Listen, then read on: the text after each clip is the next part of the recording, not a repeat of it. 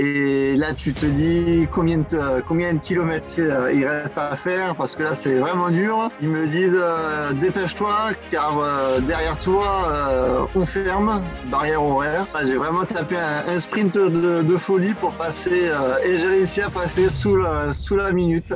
Il y avait le premier qui était là. Donc ton classement à ce moment-là, c'est Bah, mon classement, ça fait vraiment plaisir et ça booste vraiment sa confiance en soi. Donc, si vous avez si vous avez un rêve, et ben allez-y, foncez. Et voilà, je voulais remercier aussi la communauté, Pierrick. Et il était là en vacances et il m'a supporté toute la journée. Bonjour et bienvenue dans cette vidéo, une vidéo témoignage où on retrouve François, finisher de l'Embrunman 2021. Si vous n'avez pas vu la vidéo de Fabien qui a terminé également son premier Ironman, je vous invite à cliquer juste en haut de nous pour voir l'interview de Fabien. Fabien et François étaient présents sur la même course, le même jour, le 15 août 2021. On va parler avec François comment il a vécu la course, comment il a vécu la prépa. Encore une fois, pourquoi l'Embrunman, pourquoi vouloir réaliser ce mythe, comment il a réussi à gérer sa vie de famille, les entraînements, comment ça s'est passé toute la saison. On parlera un petit peu également d'une petite anecdote qui s'est passée quand même au mois de juin, presque 2 mois, pas tout à fait 2 mois avant la course. Donc restez bien présents avec nous dans cette vidéo. On vous en parlera juste après. Et ça a vraiment été une clé qui a tout changé pour lui au niveau de son mindset pour justement pouvoir aborder le 15 août le plus sereinement possible. On en reparlera dans cette vidéo. François, merci d'avoir répondu à notre appel de cette vidéo pour faire cette petite interview de toi. On est présent, enfin tu es présent dans ton camion qui t'accompagne partout sur toutes les courses de triathlon. On voit ton Ouais. dossard en haut, François, le 505. Et si tu Avec les dossards de course derrière. les dossards, ouais. Et si tu décales un peu la tête, on voit également l'affiche de l'Embrunman. Et yes, un Avec le parcours unique. dossard. Et ouais. Bienvenue François, je te laisse te présenter rapidement qui tu es, ce que tu fais un petit peu, combien de temps ça fait que tu fais du triathlon, ça c'est important également pour les gens qui nous suivent. Est-ce qu'il est possible ou pas de réaliser un défi comme celui-là après on va dire quand même peu de temps éventuellement de triathlon, donc qui tu es, Yes. qu'est-ce que tu fais et du coup voilà, et tu nous dirais également pourquoi Embrun. Alors, je m'appelle donc François Chiquel, j'ai 42 ans. Et je pratique le triathlon depuis 3 ans, avec une année Covid, donc avec une course, le Ventoux-Man, que j'ai pas réussi à finir, malheureusement. J'ai un enfant, mais qui est grand, donc pour ça, ça va, ça me laisse le temps de m'entraîner. Ma femme me laisse le temps de m'entraîner, donc ça, c'est cool. Et je la lance au triathlon aussi. Donc, c'est top pour partager ça. Ouais, on en reparlera tout à l'heure également, mais c'est vrai qu'elle est venue en stage avec nous justement sur Embrun. Le fait de pouvoir Yes. adapter un petit peu les entraînements et même pour des débutants, elle a passé un super moment avec nous du coup cette semaine-là. Du coup, Ouais. dis-nous tout. Pourquoi Embrun? Pourquoi avoir décidé un petit peu de t'inscrire là-dessus? Alors, Embrun, il y a 2 ans, j'ai fait le M d'Embrun et bah, je suis tombé amoureux de la région, du paysage.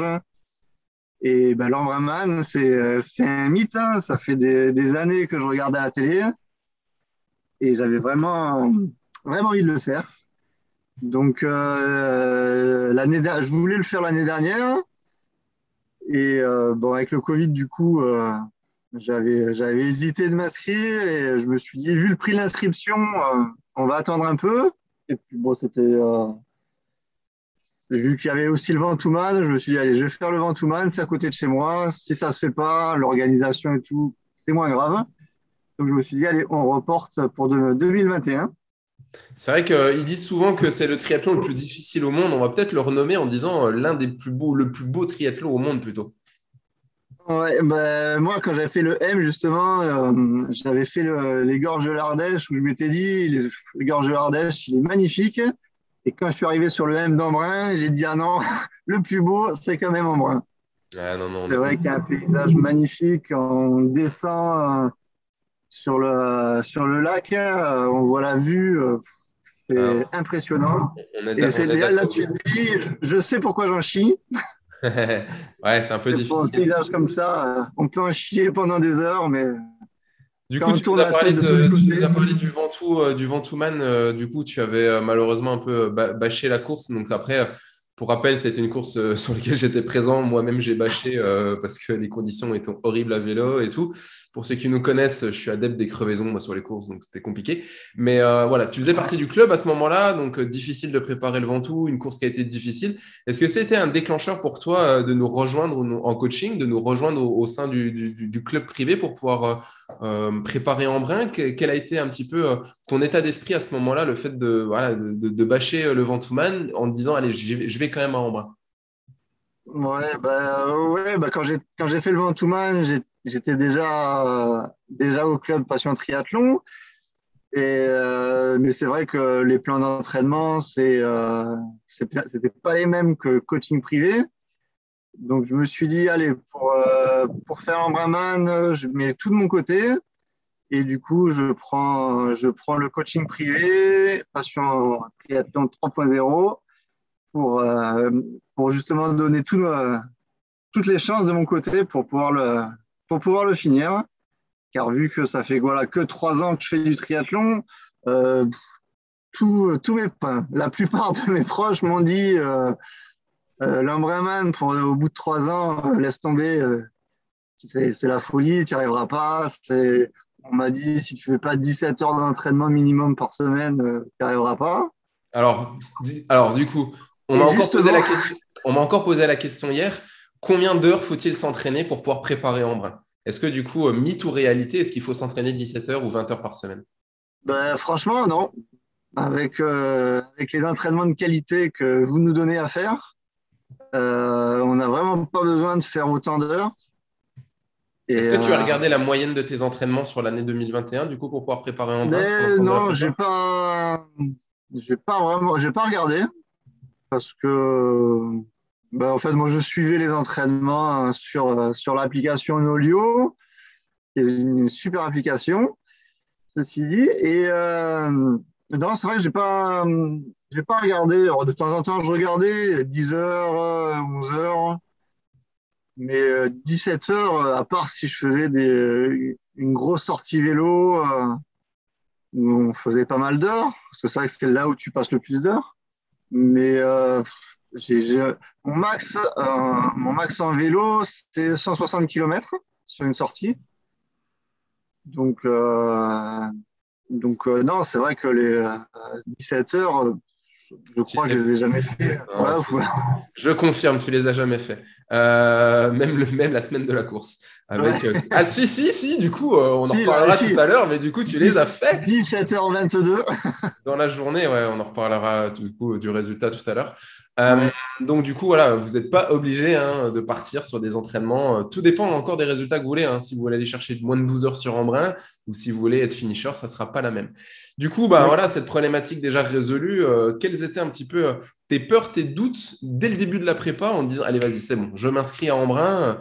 Est-ce que tu avais des questions? Est-ce qu'il y avait des choses que tu te posais un petit peu et du Bah, coup, ça mon peut grand peut-être aider doute, nos auditeurs. c'était la natation, où je suis vraiment pas nageur. Je nage en crawl depuis le triathlon, donc 3 ans. Avant, je faisais que de la brasse. J'adore nager en brasse, mais en crawl, c'est vraiment mon point faible. Donc, ouais, ma peur, c'était vraiment ça. T'avais pas C'était peur de pas vraiment, finir le vélo ou la course à pied. La peur, c'était la natation, quoi. ouais, la natation, c'était vraiment ma peur, hein. Surtout, en plus, avec les barrières horaires qu'il y a en vrai, où là, ça fait vraiment peur. Après, le vélo, je me suis dit, bon, le vélo, ça va le faire. Je vais galérer, mais ça va le faire. Course à pied, euh, les barrières horaires me faisaient peur aussi. Mais bon, pareil, en course à pied, mon max, c'était en trail 26 km. J'ai jamais fait de marathon. Donc, euh, donc Mais est-ce ça, que j'avais un peu peur de ça. Mais je m'étais dit, bon, même si il faut courir doucement, on va, on on va y va le aller, quoi. faire. Ouais. Qu'est-ce que tu as envie de répondre aux triathlètes qui se posent la question, est-ce qu'il faut faire un marathon sec au moins une fois avant de préparer un triathlon distance Ironman et donc un marathon de triathlon? Ben non, c'est pas la peine, justement, je l'ai fait. Je voulais en faire un et Max m'a dit non, franchement, c'est pas la peine de faire un marathon pour te préparer pour la course. Il m'a dit tu suis les entraînements comme il faut et je te dirai si justement tu vas y arriver ou pas.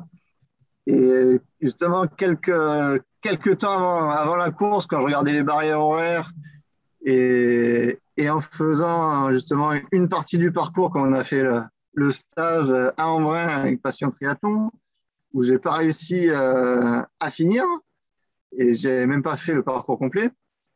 J'avais On, vraiment peur de ça, des barrières horaires. on en vient, du coup, on est 2 mois avant la course, donc on est en juin. François nous Ouais, rejoint, du coup, la semaine du 20 juin pour le stage du coup Passion Triathlon avec l'ensemble de la team.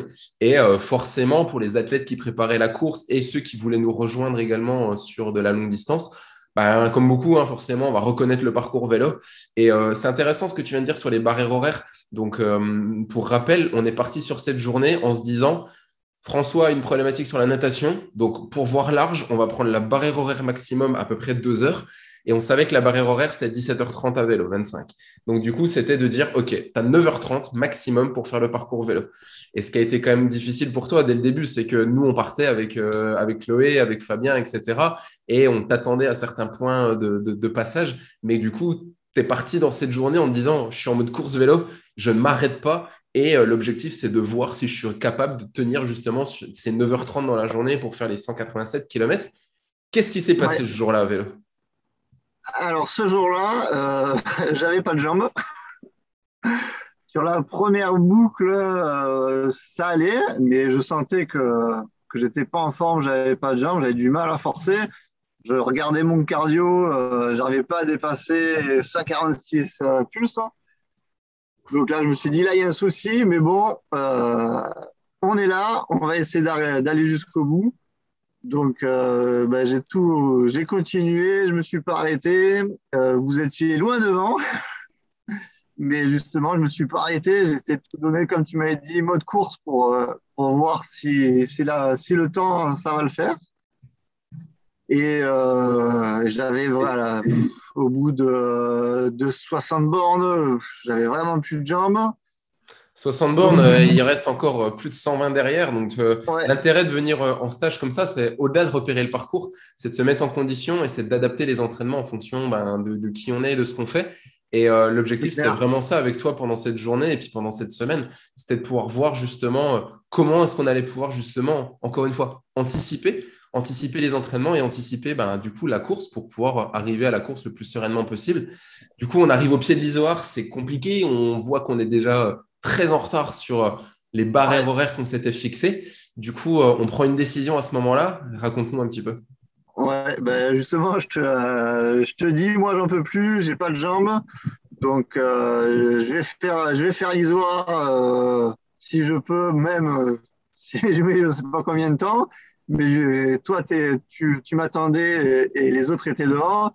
Donc, je t'ai dit, régale-toi, rattrape les autres.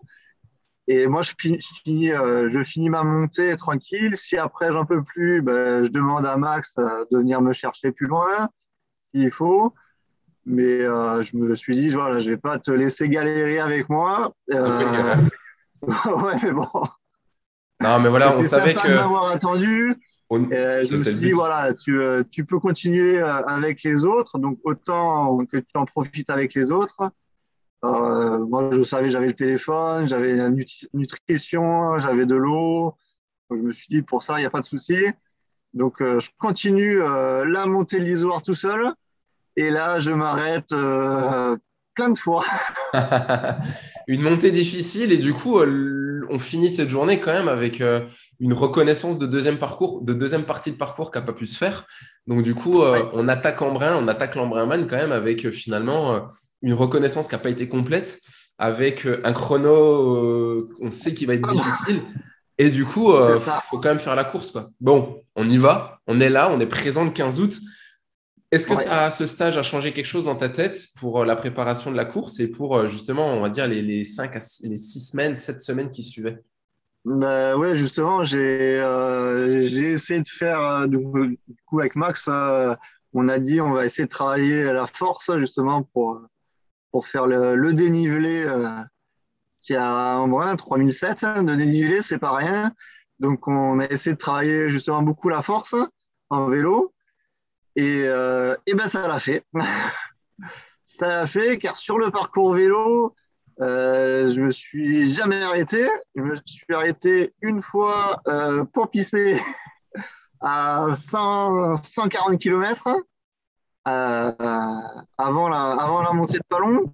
Et sinon, justement, dans la montée de l'Isoire, j'ai vu tous les endroits où je me suis arrêté pendant la prépa. Et, et je me suis dit, ben, là, je m'arrête pas, donc c'est top. Ça Ouais, va le faire. Déjà, je le sentais, j'avais les jambes. Donc à ce niveau-là, c'était cool. Parce que donc la semaine juste avant la course, j'ai bien suivi le plan d'entraînement avec voilà, quelques courses. Tout le monde m'a dit une semaine avant, tu fais rien. Et non, j'ai fait comme dans le plan. J'ai t'as tout fait su. comme il faut. Ouais, c'est ça. La Et semaine d'affûtage, elle est importante. ça l'a fait nickel, justement. J'avais un peu peur. Il y avait la veille, il y avait un peu de course à pied. Il y avait quand même du vélo dans la semaine. Donc, je me suis dit, j'ai peur de me cramer, mais bon, je vous faisais confiance à ce niveau-là, il n'y avait pas de souci. Je me suis dit, allez, je fais ce qu'il faut, ça va le faire, Ah, c'est cool. et j'ai réussi. Et voilà, et du coup, on arrive, donc petit départ le matin à 6 heures, donc tu pars en natation. Alors nous, on est sur le bord, on attend, il fait nuit, il y avait 3 vagues, donc c'était un peu difficile de voir. On a vu Fabien partir dans la dernière vague, on t'a vu toi partir dans la deuxième vague. Au demi-tour, donc au bout de la première boucle, on ne sait pas du tout qui est où, et on commence à regarder les chronos, 1h15, 1h20, 1h25. Et là, notre François, qu'on attendait en 1h45, 1h55, on ne savait pas trop en se disant, oh là là, ça va être compliqué. Il sort en 1h28 de la natation devant Fabien, le truc improbable. Donc là, notre petite C'est clair. Shakira, on vous partagera dans la vidéo juste après. Restez avec nous un petit peu l'arrivée de François et pourquoi on l'appelle notre petite Shakira. Mais du coup, ce qui est quand même assez incroyable, on te voit sortir à ce moment-là. Qu'est-ce qui se passe dans ta tête là sur la fin de la natation quand tu sors de l'eau, le Ouais, chrono en j'étais natation? ouais, super content quand je vois le chrono. Déjà, premier tour de natation, parce que donc c'est 2 tours du lac pour la course. Donc, quand je fais la moitié, je fais mon premier tour, je regarde quand même mon chrono pour me faire une idée justement des barrières horaires, voir s'il faut forcer ou pas. Et je regarde le temps, 45 minutes. Je me dis, ah, multiplié par 2, putain, ça va le faire. Je dis, allez, je reste dans le même rythme, je suis bien, respiration nickel, ça le faisait. Donc, je me suis dit, allez, je continue comme ça. Et donc, comme je finis le deuxième tour, j'étais voilà, 1h28, je regarde mon temps, j'appuie sur la montre pour la transition, je dis, oh, franchement, c'est trop bon. Donc déjà, dans ma tête, je me dis, allez, déjà, j'ai gratté, parce que moi, je comptais mettre 2 heures. Je me suis dit, déjà, je gratte une demi-heure pour le vélo. Ça fait du Donc bien. franchement, ça met du bien au cœur du petit. Allez, c'est top. Pour ça, déjà, c'est le fait. Déjà, c'était mon point noir. La natation, déjà sortir de l'eau, j'avais jamais fait autant. En natation, mon max, c'était le L de l'Ardèche en natation. Même en entraînement, j'ai jamais fait autant. Donc voilà, 3 km 8, j'étais super fier de moi. Donc voilà, ça motive le boost. Donc super transition, je mets, je crois, 2 minutes ou Ah un ouais, truc comme non. ça de Notre petite transition. Shakira nous fait des transitions éclairs, c'est Ouais, ça, impressionnant. c'est vraiment une partie que j'adore, la transition. Donc, je fais une super transition. Je pensais avoir tout pris, mais j'ai un peu zappé quelques trucs pour la nutrition. Enfin, j'avais préparé des gélules de BCA et j'en avais préparé dans le stack transition vélo et course à pied. Et je ne sais pas pourquoi, j'ai oublié ou alors je les ai fait tomber dans le parc, les gélules de BCA. Donc, bon, pas grave. Quand je me suis aperçu, je me suis dit, bon, c'est pas grave. Avant, j'en prenais pas. C'était un plus, mais bon.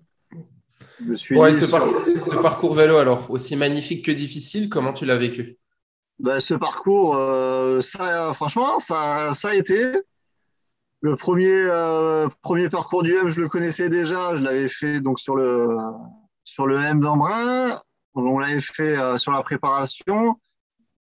Toujours aussi magnifique. Le temps, météo, c'était nickel. La descente du lac de Savine, quand tu vois le lac, magnifique. Tu te dis, voilà, tu sais pourquoi j'en chie, comme je l'ai dit tout à l'heure.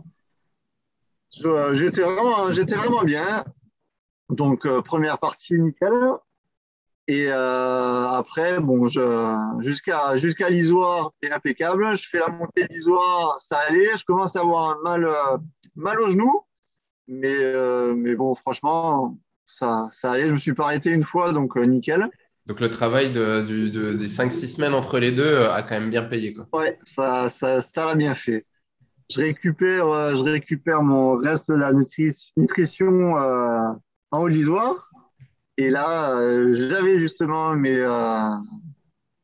j'ai eu le BCA, donc je me suis dit, allez, c'est bon, je vais en prendre une. Je fais la descente à fond, comme d'habitude. Ça, c'est un truc que je me régale. J'en double pas mal dans la descente. Donc ça, c'était cool. Tu te dis, ouais, ça fait du bien de doubler quelques participants. Et après Briançon, c'est là où je m'étais arrêté sur la préparation. Et Donc, là, c'est l'inconnu, quoi. voilà, découverte. Donc, on m'avait déjà prévenu de la montée de Palon. On m'avait dit à 144 km, tu vas en chier. Et donc, voilà, je m'étais déjà préparé mentalement à ça. Et justement, j'arrive là-dedans, je dis, ah ouais, 17%, ça dure pas longtemps, d'où le nom. Mais franchement, voilà, ça l'a fait. C'est là où j'ai commencé à avoir vraiment mal au genou. C'est la première fois que ça me faisait ça comme douleur en vélo. Mais j'ai réussi à le faire. Donc là, ça allait. Après, je me suis arrêté sur une fontaine pour remplir un peu la gourde parce qu'il en manquait un peu. Même si les ravitaux pour ça étaient top. Les fontaines naturelles, c'était quand même bien Ah, fraîche. l'eau fraîche, c'est cool, hein. Ouais. Donc je continue et je fais le reste du parcours sur les balcons de la Durance. Donc ça, c'est une bonne partie qu'on avait fait plusieurs fois quand on avait fait les enchaînements sur la préparation de l'embrun. Donc ça, c'était cool de reconnaître de nouveau le parcours qu'on connaît. On sait où il faut forcer, à quoi s'attendre. Donc ça, pour ça, c'était vraiment bien de l'avoir fait en préparation. Et Un gros point on fort. arrive à Ouais, Chalvet, du coup, le clou du spectacle de la journée, enfin, du c'est parcours ça. vélo, disons plutôt. Ouais. Et Chalvet, je l'avais pas fait complètement. Je connaissais une partie, mais pas complètement. Et là, tu te dis combien de kilomètres il reste à faire, parce que là, c'est vraiment dur. Et surtout au point en bois, au ravito, ils me disent dépêche-toi, car derrière toi, on ferme, barrière horaire. Donc dépêche-toi, tu es dans les derniers en vélo. Donc là, tu te dis pression, il faut le faire parce qu'il ne reste pas beaucoup, mais ça serait con de se faire disqualifier en vélo, car je sentais voilà, que pour la course à pied, ça pouvait le faire. Donc allez, je donne tout dans la montée de Chalvet. Je fais la descente un peu pourrie. On m'avait dit fais attention, vu que moi j'adore descendre à fond. On m'avait dit fais attention, la descente, te casse pas la gueule. Ah ouais, non, c'est clair. Donc je fais ma descente tranquille et j'arrive au parc à vélo, transition, toujours nickel. Je vous vois, on vous entend. Donc ça donne ça donne chaud au cœur. Donc je récupère la nutrition, je bois bien au parc à vélo et allez, je m'habille, je mets les chaussures et c'est parti pour Et la c'est course à et pied. c'est parti, ouais. Ah ouais, Ouais, c'était chouette de voir que voilà, nous, on est là, on est présent à Embrun, donc du coup, on te voit arriver et c'est bon, dans notre tête, on se dit, pfff, allez, il a déjà gagné une demi-heure ce matin en vélo, là c'est bon, il a géré son effort, il a géré sa nutrition, il a géré son hydrate à vélo. On savait que les barrières horaires, on allait flirter avec les barrières horaires, hein, donc pour ceux qui regardent cette vidéo, qui se disent, ouais, mais bon, voilà, il est dans les derniers, puisqu'on vous parlera un peu aussi de la fin, comment ça s'est passé juste après. Pour ceux qui commencent à dire, ouais, voilà, tu vas pas en Embrun, tu sais que tu vas flirter avec les barrières, on nous le dit souvent.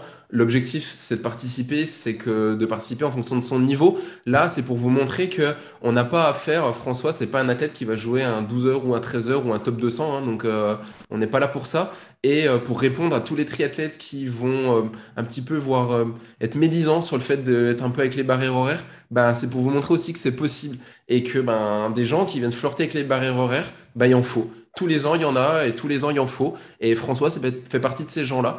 Et il s'est lancé le défi d'essayer de le faire en sachant que ça allait être difficile. Et ben, il a quand même réussi son défi. Et voilà, c'est pour vous montrer aussi, c'est possible. Donc, si vous sentez un peu limite et que vous faites partie de ces gens éventuellement qui flirtent malheureusement un peu avec les barrières horaires, bah, tous les ans, il en faut. Il y a des gens comme ça. Il y en a qui se font disqualifier. Bah, l'objectif, c'est de ne pas se faire disqualifier et que si votre niveau réussit à le permettre et que c'est votre rêve et que c'est vraiment d'aller faire une course comme ça, tentez-le, quoi. Et vraiment, c'est un défi à réaliser. Et aujourd'hui, je pense que François, tu peux nous le dire, mais tu es fier de l'avoir fait. Et voilà, c'est même, clair. on va reparler un petit peu de ce qui s'est passé à la fin. Ben, peu importe, quoi. Et du coup, ça ajoute peut-être même encore une petite fierté, quoi. Donc, du coup, Ouais, on te voit partir sur le marathon. Là, dans notre tête, on se dit, c'est bon, il reste 6 heures. On savait que ça allait être un petit peu difficile, etc., etc. Donc, du coup, première, deuxième boucle se passe pas trop mal. Qu'est-ce qui se passe à un moment donné du marathon? À un moment donné où, voilà, là, c'est à quel moment c'est parti un petit peu, on va dire, en vrille pour la fin du marathon?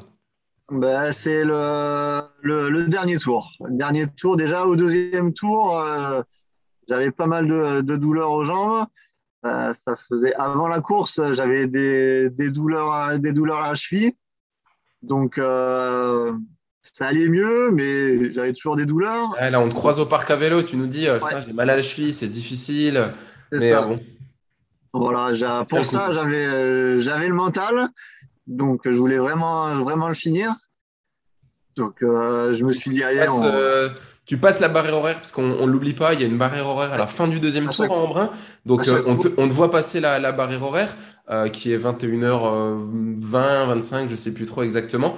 Et nous, toi, tu pars sur le dernier tour, mais ce que tu sais pas, c'est que nous, on est présents devant l'arche d'arrivée, parce qu'on avait Fabien qui était juste avant.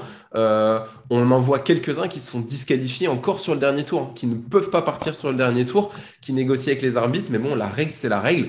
Donc ça, toi, tu ne le vois pas, mais il y avait encore des gens qui se Ouais. faisaient encore disqualifier derrière, qui avaient réussi à partir sur le premier, sur le deuxième, mais qui n'ont pas pu partir sur le troisième tour. Donc du coup, tu pars sur le troisième tour, un troisième tour difficile.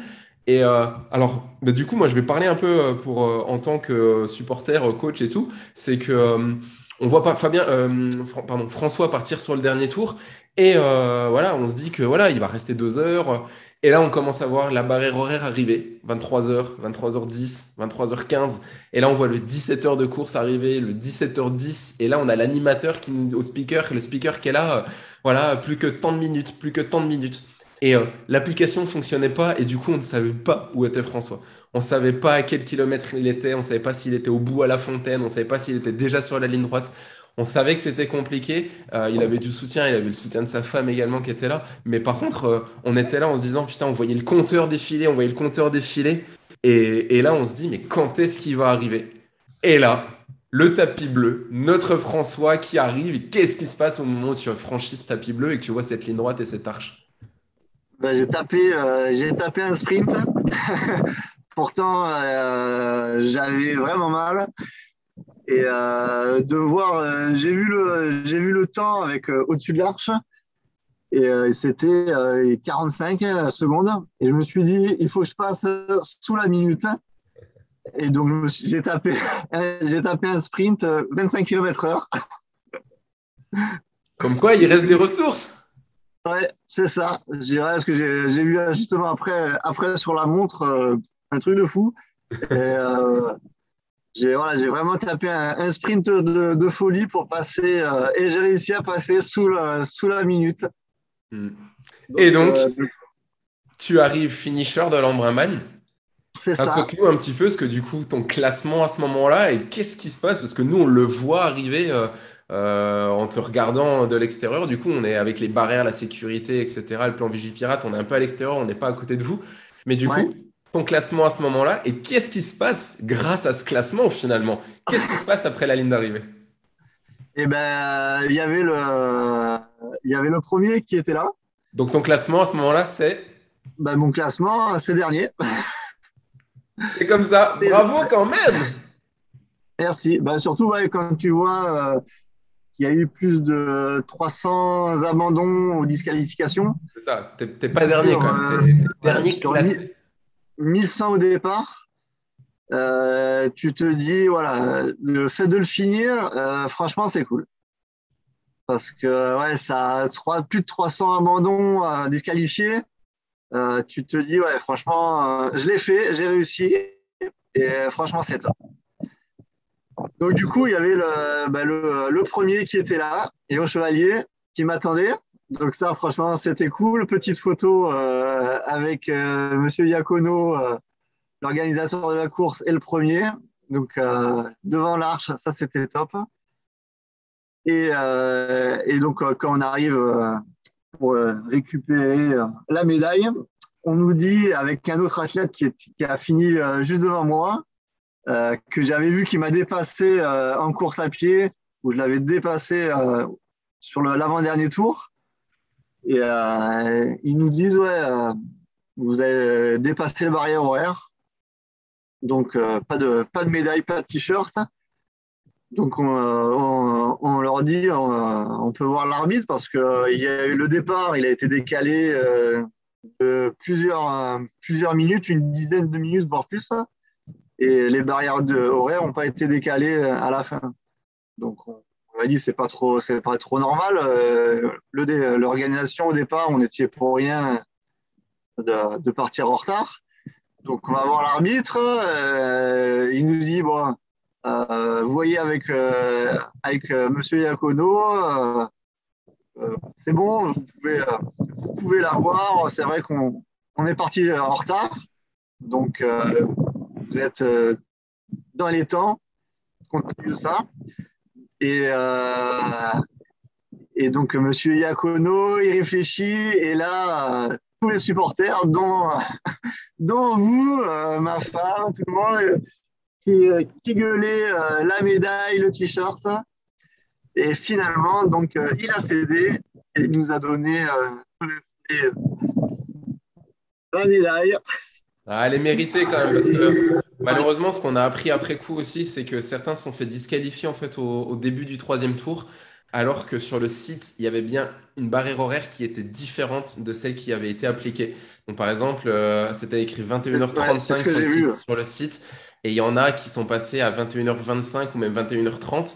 Ils leur ont dit non, c'était 21h20, ils les ont disqualifiés. Et ils n'ont rien voulu savoir à ce moment-là, et je pense que le manque de soutien autour a fait que les organisateurs, l'organisation s'est pas posé la question. Mais ouais, c'est difficile. Alors, c'est ça aussi de jouer un peu avec C'est les clair. barrières horaires. Mais si vous êtes sûr de vous, limite, voilà, il faut insister. Et voilà, entre le départ qui avait été décalé, les barrières horaires qui n'avaient pas été instaurées, celles qui avaient été mises en place sur le site web, donc les gens sont partis avec les barrières horaires du site, ben, du coup, voilà, donc vous étiez quand même dans vos droits, donc voilà, vous Oui, finissez. Et donc, bah, quand même, bravo, un grand bravo à toi d'être allé au bout, un grand bravo à toi. À ce niveau-là, c'est quand même un dépassement mental parce que on sait à quel point c'est difficile déjà quand on court et qu'on n'est pas dans les barrières horaires.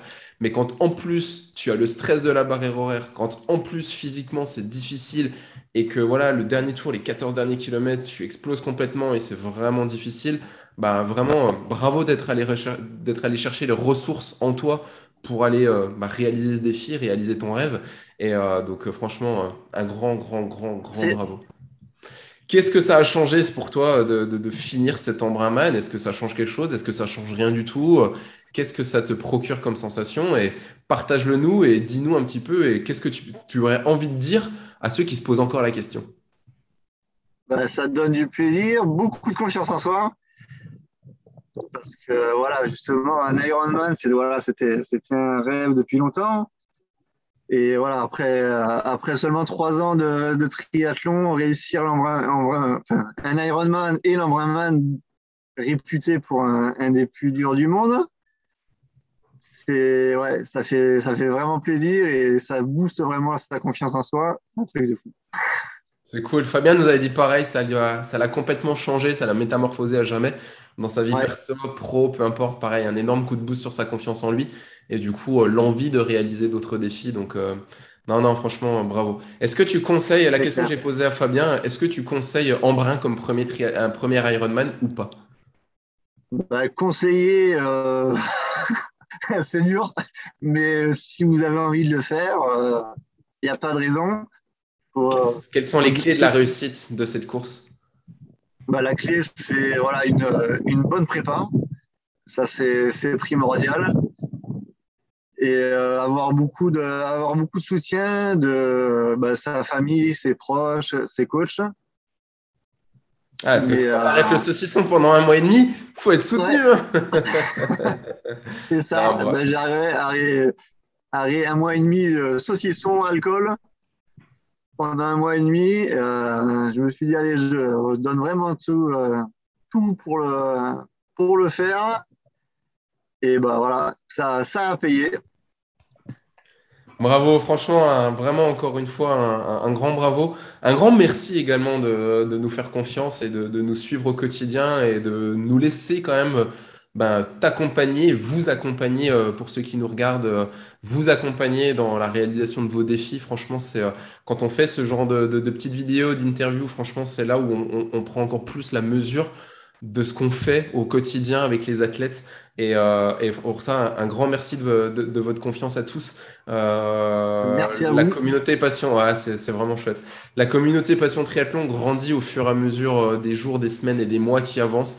C'est grâce à vous, c'est Ouais, grâce c'est cool. à vous, athlètes. C'est grâce à vous également qui nous regardez sur Internet. C'est grâce à vous qui nous suivez. C'est pour ça qu'on continue à faire ces vidéos. C'est pour ça que la chaîne grandit tous les jours, grandit au fur et à mesure. Si vous voulez nous aider encore à grandir, comme d'habitude, abonnez-vous à cette chaîne, likez ces vidéos, laissez-nous des commentaires.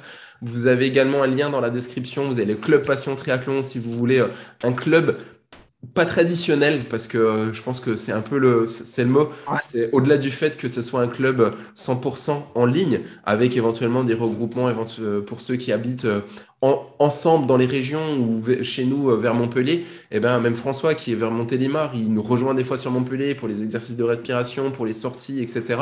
ou pour les regroupements. Voilà, c'est vraiment un club pas banal, c'est une communauté qui est hyper soudée en ce moment. Tous les week-ends sur WhatsApp, c'est la folie quoi.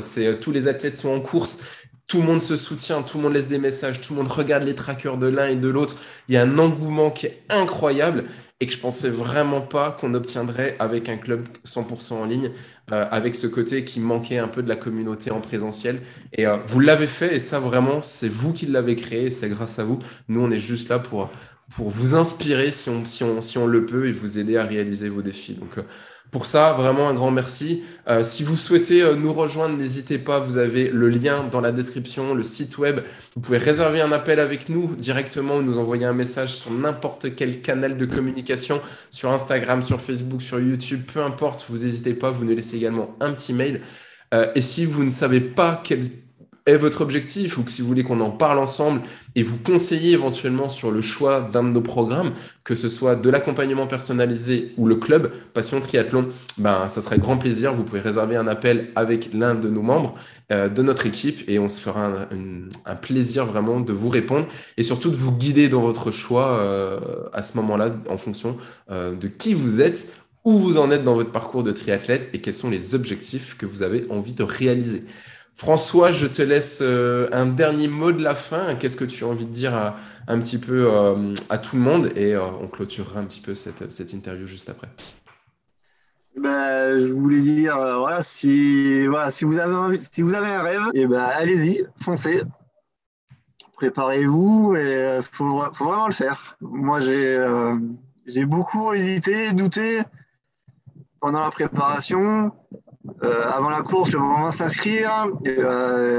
Mais voilà, c'était un rêve. Et je me suis dit, allez, je donne tout. C'est pour ça justement que j'ai intégré le club et le programme 3.0 pour mettre tout de mon côté. Et pour ça, je vous en remercie, car ça l'a fait. C'est vraiment top. Et voilà, je voulais remercier aussi la communauté, car pour Embrun, il y avait Pierrick qui voulait faire la course. Et il était là en vacances. Et il m'a supporté toute la journée, du matin au départ jusqu'à 23h20. C'est ça. Ouais. Et Pierrick, ça, qui habite quand même dans le Nord, franchement, c'était top. a fait le déplacement, il était présent toute la journée. Nous, on les a Ouais. suivis à moto sur le parcours vélo avec Maxime, mais après, sur le marathon, on était là et Pierrick a été là tout le temps et jusqu'à la fin, on est resté jusqu'à minuit et il était là avec son fils également. Donc, franchement, ça nous a vraiment fait chaud au cœur. Donc, un grand Ça, merci à c'était toi. cool. Et vous aussi d'avoir fait le déplacement de Montpellier à Embrun en moto pour 2 jours. Ouais, c'est fou. On s'organisera différemment la prochaine fois parce que moi, je l'ai payé. Ouais, c'était vraiment cool. Ça a vraiment chaud au cœur. Et pour ça, merci beaucoup. Franchement, c'est top. Avec grand plaisir. Les amis, on va vous laisser. On vous souhaite une belle journée ou une belle soirée au moment où vous regardez cette vidéo. N'hésitez pas, si vous avez un rêve, il vient de le dire, accomplissez-le, donnez tout pour y arriver. Si vous ressentez le besoin d'être accompagné pour le faire, n'hésitez pas, ça sera avec grand plaisir de vous accueillir au sein de la team. On vous dit à très bientôt et vous pouvez nous retrouver dans une vidéo qui s'affiche quelque part autour de nous. Bye bye les amis, à Allez, bientôt. Ciao, ciao. à plus. Si tu veux laisser un fond musical, mais je sais pas, tu fais comme tu veux, tu gères.